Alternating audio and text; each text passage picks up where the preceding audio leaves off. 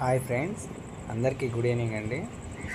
ఈరోజు మనం కొత్తగా స్టార్ట్ చేసినటువంటి ఫామ్లో షెడ్ని అతి తక్కువ ఖర్చుతో ఎలా నిర్మించుకోవాలో ఎన్నో రకాల వీడియోలు చూసి మరి ఈరోజు మనం ప్లాన్ చేయడం జరిగిందండి.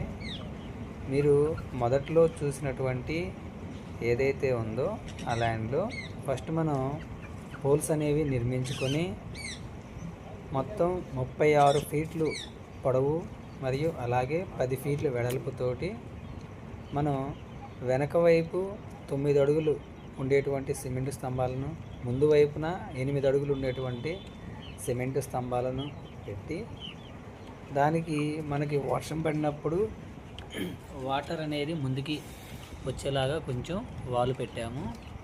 అదేవిధంగా మనము ప్రతి 6 ఫీట్లకి ఒక గది ఉండేలాగా ప్రస్తుతానికి మనం ప్రతి 12 ఫీట్లు కాను ఒక గది లెక్కన సపరేట్ చేసాము.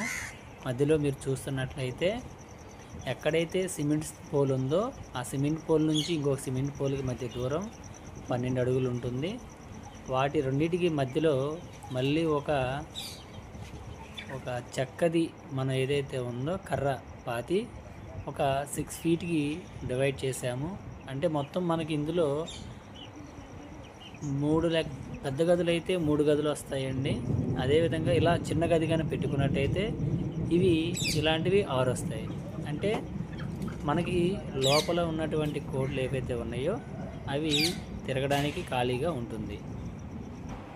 మనం ఇలా నిర్మించుకున్న గదులు ఏవైతే ఉన్నాయో ఇందులో కొన్నిసార్లు వర్షం అప్పుడు మనం కోళ్ళని కట్టివేయకుండా లోపల గదులలోనే ఫ్రీగా ఉండడానికి, అలాగే రాత్రి సమయాల్లో కోళ్ళు ఫ్రీగా పడుకోవడానికి దొంగల భయం లేకుండా ఈ షెడ్డు నిర్మాణం వలన మనకి పని కూడా సులువుగా అవుతుంది.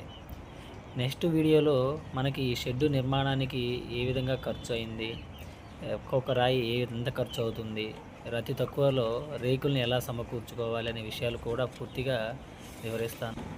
మన ఛానల్ని సబ్స్క్రైబ్ చేసుకుని సపోర్ట్ చేస్తారని కోరుకుంటున్నాను ఫ్రెండ్స్.